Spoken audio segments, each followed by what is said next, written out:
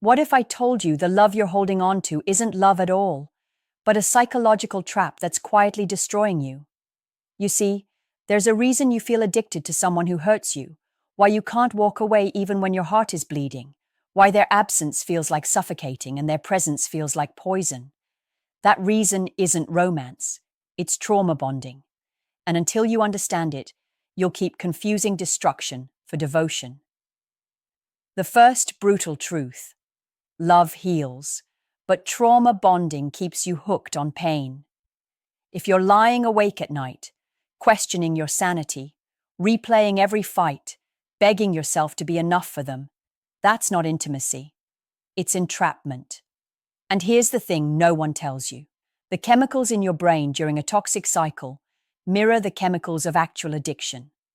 The highs after reconciliation feel euphoric, but the lows, silent treatments, criticism, manipulation, drag you into despair. That roller coaster locks you tighter than real love ever could. Think about this. Does being with them bring you peace? Or does it feel like walking on glass, never sure when you'll be cut again? Real love allows you to breathe. It gives you stability, a sense of safety, even during disagreements. Trauma bonding thrives on unpredictability. It feeds off intensity, not consistency. And the reason it feels so intoxicating is because your nervous system is trained to seek out relief after chaos. That relief is mistaken as proof of passion, when in reality, it's the cycle of abuse keeping you tethered. Here's a sign you must face. If you feel more anxious around them than calm, if your self-worth is declining, if their approval dictates how you see yourself, you're not in love. You're caught in a bond designed to break you. And it's not your fault. This isn't weakness. This is your brain's survival response clinging to someone who simultaneously soothes and wounds you. But here's the bitter truth. Until you learn to separate love from trauma, you will always confuse toxicity for connection and pain for passion. That's the invisible prison most people never escape. So ask yourself honestly, are you addicted to the person or to the relief they give you after the chaos they create? Let's rip open the second sign of trauma bonding that most people never recognize until it's too late. You keep excusing the very behavior that's breaking you. Think about it. How many times have you defended them to friends who can clearly see your suffering? How many times have you rewritten the story in your head, saying they didn't mean it, they just had a bad day, or it's my fault for pushing them? That is not love. It's a survival pattern. Your mind is bending reality to protect the bond, even when the bond is destroying you. Here's why this happens. When you grew up in an environment where love and pain were mixed, your nervous system learned to normalize inconsistency. If attention, affection, or approval always came with a side of rejection, silence, or fear, then your adult relationships feel strangely familiar when they carry the same contradictions. So you excuse bad behavior because deep down it feels like home. The cycle of being hurt and then reconciled mimics the earliest templates of connection you've ever known. It's not that you like being hurt, it's that your system equates inconsistency with intimacy. But let me ask you, if you were watching your best friend accept these same apologies over and over, would you still call it love? Or would you call it denial? This is the trap. Your brain wants you to cling because the pain of separation feels unbearable.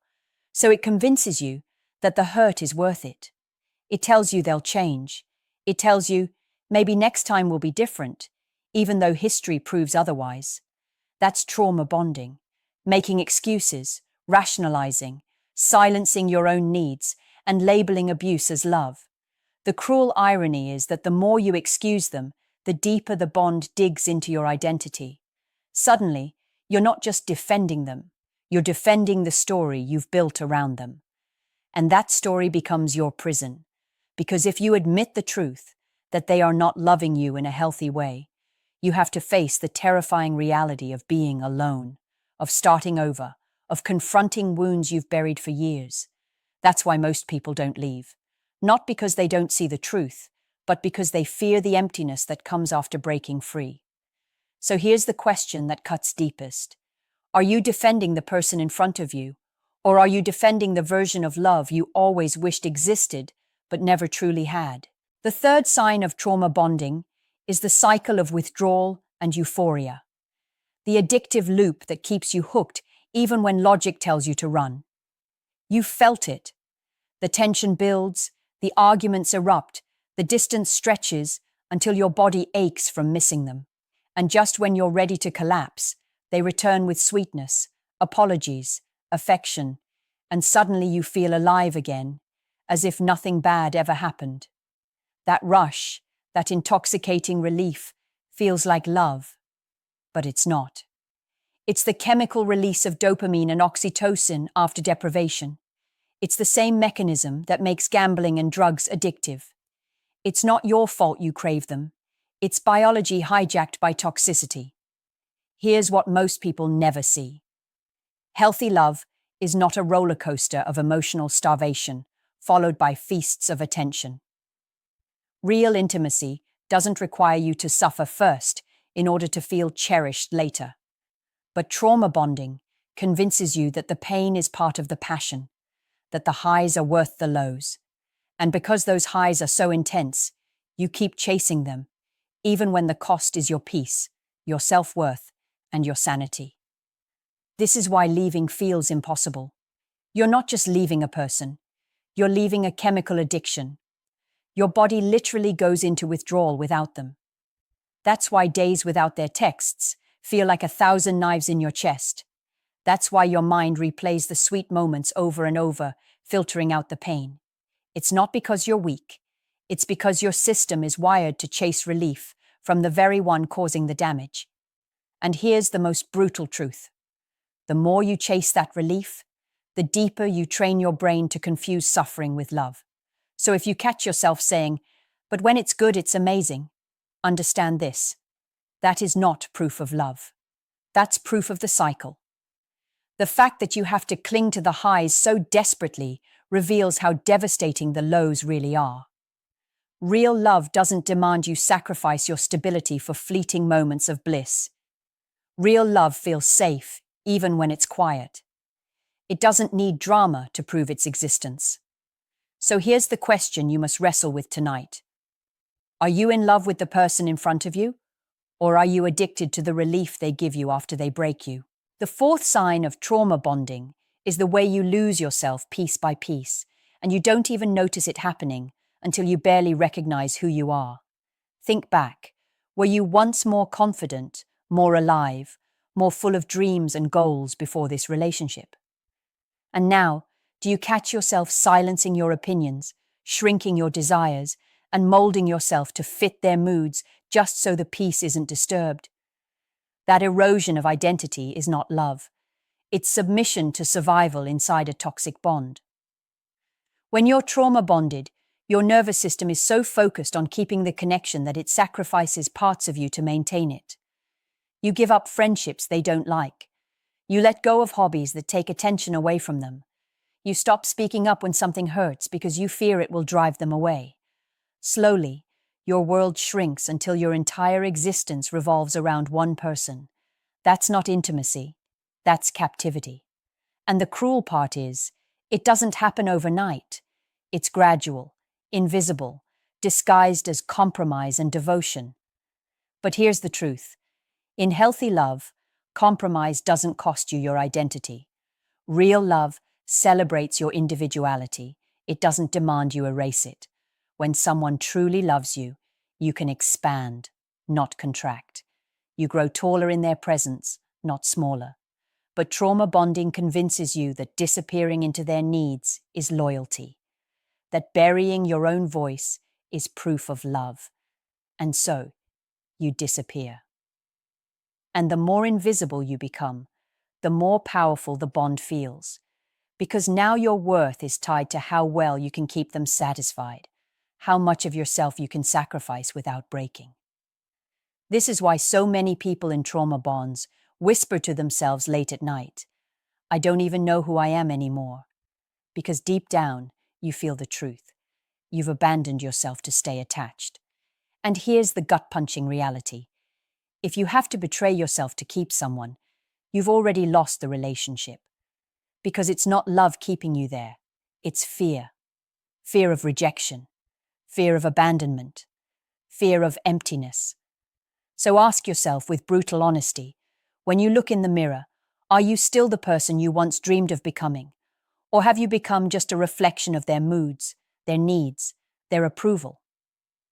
The fifth sign of trauma bonding is the way you confuse intensity with intimacy.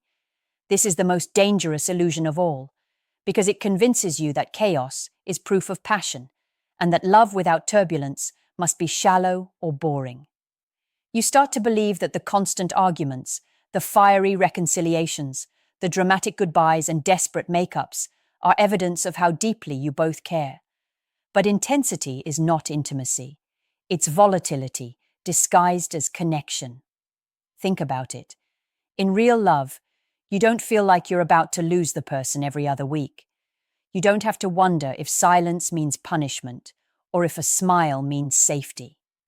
In trauma bonding, though, the constant unpredictability becomes a twisted form of glue. The pain and pleasure fuse so tightly together that you can't tell them apart anymore. And so when the chaos erupts, you mistake the adrenaline in your veins for passion in your heart. You tell yourself, if it didn't matter, it wouldn't hurt this much. But that's not truth. That's the addiction talking. Psychologically, this confusion is powerful. Your body interprets high stress and high emotion as significance. The louder the fight, the more important it feels. The hotter the reconciliation, the more convinced you are that it must be love. But if we strip away the adrenaline, what's left? Do you actually feel safe with them? Do you trust them with your deepest self? Or is your connection only alive when there's fire, conflict, and the thrill of patching it back together? Here's the hard truth. Love is not meant to feel like a battlefield. Real intimacy doesn't require emotional explosions to prove its depth. Love is not measured by how much drama you can survive together. It's measured by how much peace you can build together. If peace feels boring, it's because you've been conditioned to crave intensity over stability. That conditioning isn't your fault, but staying trapped in it is a choice. So here's the gut check. When you strip away the fights, the reconciliations, the dizzying highs and crashing lows, what remains? Is there real connection, or is there just intensity? If the only glue holding you together is chaos, then you're not in love. You're trauma bonded. Now that you've seen the signs, I need you to hear this with the deepest part of your soul. Trauma bonding is not your fault, but staying in it will always cost you more than leaving ever will. I know how powerful it feels, how impossible it seems to walk away. Because when you're trauma bonded, leaving doesn't feel like freedom. It feels like death.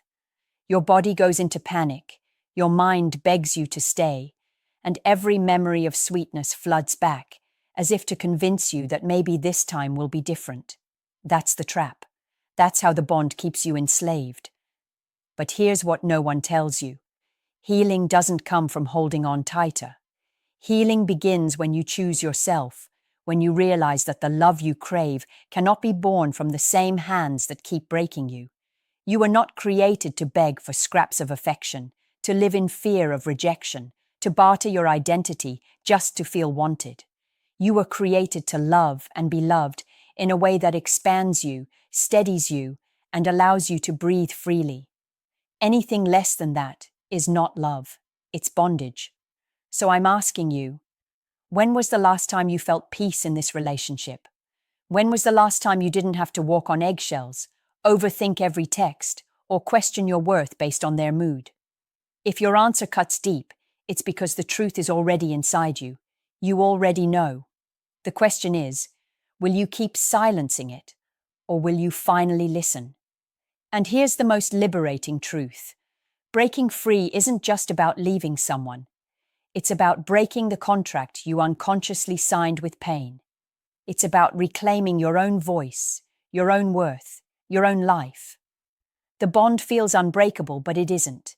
Every day you choose yourself, every boundary you draw, every step you take back to your identity weakens the grip. And one day, What once felt like addiction will feel like a lesson you outgrew. Now I want to ask you something personal. Have you ever mistaken trauma bonding for love? And what was the hardest part of realizing it? Drop your truth in the comments, because someone else needs to see it and know they're not alone. And if this message pierced something inside you, hit that like button, subscribe for more, and share this video with a friend who desperately needs to hear it. Because the cycle ends when awareness begins.